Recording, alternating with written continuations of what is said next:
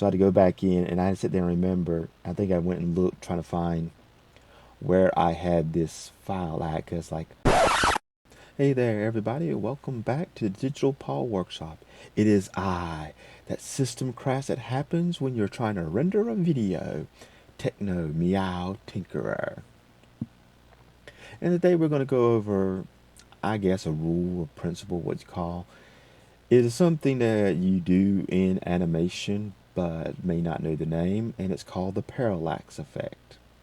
Now, just the word parallax alone, after a quick Google search, it is the apparent displacement or the difference in apparent direction of an object as seen from two different points, not on a straight line with the object. Does not make a whole lot of sense, just that definition. But in the case of a parallax effect, it happens when different elements of a page move at different speeds. So it gives this idea of a 3D depth view. And if anybody who's ridden in any type of vehicle probably know this very well and just did not realize what it was called. Because when you ride in, say, like a car and you're looking out the window, the objects on the side of the road that's right next to you look like they're moving at a fast speed, normally at the speed in which the car is going. Whereas the objects a little further away don't seem as fast, and then the objects in the far off distance seem like they're hardly moving, or they're moving at a very slow speed. And so we're going to actually make our own parallax effect using Olive Video Editor along with Krita.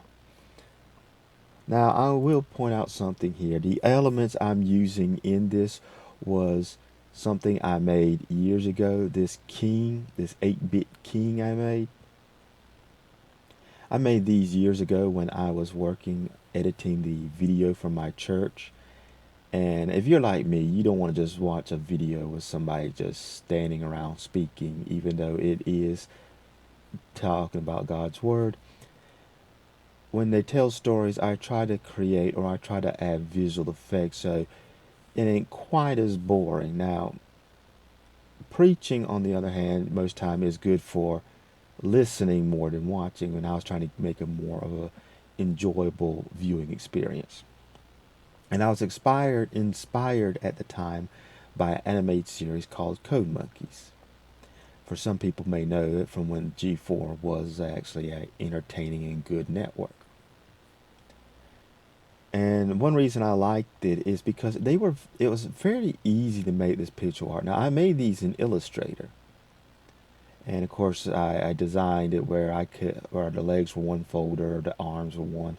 So I can just simply switch and save out the picture. And that's kind of what I did here. Now with Olive, I was actually doing a test, and I don't remember if I mentioned it in a previous video. But I was wanting to see, and I don't think it worked because I don't think you can I could not figure out if you could render a transparent background into a video. I know you could do a green screen, that would work, but I decided to take a different path. And I just created a sky, and I'm bringing in other elements that I'm just going to use in the video. Some heart tanks. After all, since this is pixel art, might as well give it a bit more of a video game theme. And one thing about, I don't know if it probably can be universal, but in Krita, when you expand the canvas, change the canvas size, you can tell the objects on the canvas what direction do you want to be aligned to, stay center, off to one of the sides, or to the top and bottom. And that is kind of helpful because, as you see here, I keep changing the canvas size to a new width.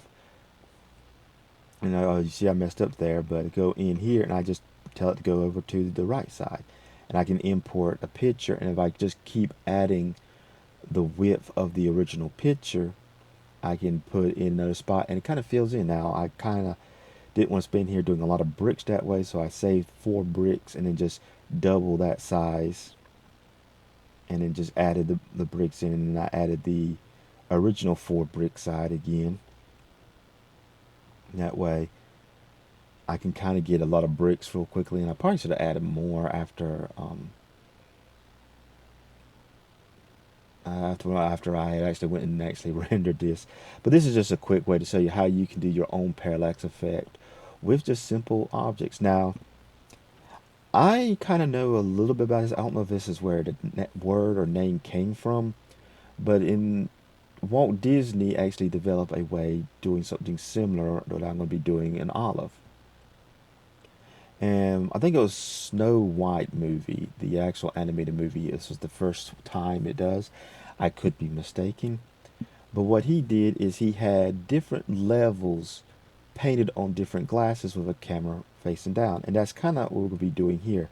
The bottom tier, as you saw there, I put this guy. There we go, got to move the mountain. The next thing in the background, oh, that's where I found out the king does not have transparency. But go ahead and get all the different other elements, and I'm going to actually render that issue of the king here in a little bit. But as you can see, the sky is on the bottom tier, so that's supposed to be that'll be the furthest back in the image. Then the mountain's the second tier, which is the second furthest. Then I did the ground and the cactus on the ground. If I was smart, I would have actually imported the cactus in Illustrator, so I will have one less element to keep up with. But I was just simply showing how to do this, at least with Olive, and kind of how to move objects. Okay, get everything rendered or get down. So we kind of got that look going on.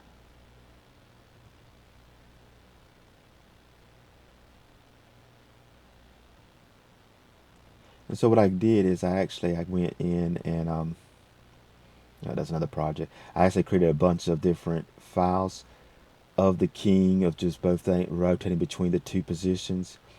And I have forgot one reason why I'm having trouble right now trying to get it to do what I wanted to do is you see that FF MPEG. I moved. I was cleaning some of my folders, kind of get everything cleaned up and arranged, and I ended up moving the folders. I lost the connection, so I had to go back in, and I had to sit there and remember. I think I went and looked trying to find where I had this file at, because like, ooh, because for some reason you need this file. You have to download this file. And nope, it's not in that folder. There you go, FF MPEG. And you need that to actually render image sequence out into a GIF. And like I said, I just took and I rotate between the two, making my own image sequence, just changing the number behind each one, just to give that look of like he's walking. And I'm not trying to do nothing really fancy. I'm just trying to give this slight illusion. Oh yeah, I try to go back and change the frame rate because after I only had like 20 or 19 frames, and the thing I think rendered like, was it 100 or 30? I can't remember. Change the speed to see, because typically one reason I'm changing the speed is trying to make it look like he's moving a little bit more naturally, slower instead of fast. I do want him moving kind of fast, but not real fast. Okay, now I'm trying to get everything lined up. Get him moved off screen. Go ahead and set everything as their own. I forgot what that little thing is. It's one of those points where you kind of have everything set so when I go to move stuff, I can have a new thing. For some reason, there it did not put the next point in the right place. Now there it does. Now one thing I didn't realize till I went and rendered is actually I made the desert floor a little too long. And just do a little bit of move now. Yeah, and this is basically how to do a parallax effect. I didn't pay attention at first with the cat, just so he got moved a couple times. But I think when I went and read that, I ended up clearing that off and redoing it. Because I think if you can see here, I think the desert floor is moving faster than the bricks, and the brick is not supposed to be that way, not in the parallax effect. the bricks are supposed to be moving faster than the desert floor. And now some of the video games, I know Sonic made some use of it for this, I think the Sega Genesis. I'm trying to remember, I think it was near the end of the Nintendo era where some of the games started making, because in a lot of the earlier games, well, in the original arcade, you just had a simple background, usually black, like in Donkey Kong. Mega Man, you did have backgrounds, but they might have been animated, but they did not move as giving a 3D effect. And so, yeah, right here I'm just simply testing out, seeing what speed I need to do some of this stuff as. And I figured one of the things, oh yeah, that's right, I was going to do another wall. That way I can kind of make the wall look like it's going faster. Yeah, because trying to do the desert was kind of taking too long, so I just make a wall. Duplicate that scene. Now, normally if you're going to do this, you would have some of this stuff planned out.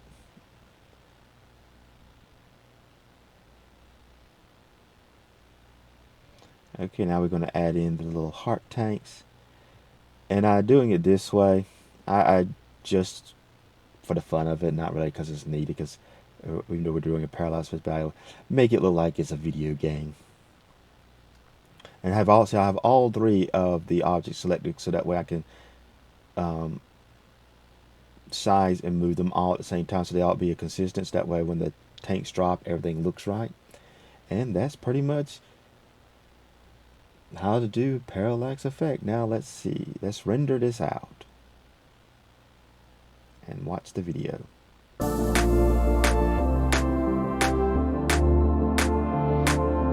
Well, there you go. I hope this was informative for some of you. So now you can see how you can just do a parallax effect to give the illusion of 3D space using 2D objects in just simple your video editor. So like I said, I hope this was informative. If you like my content, please like, subscribe. These help the channel out. It helps me grow. And if you know anybody that can benefit from this knowledge, please share it. Have a nice day.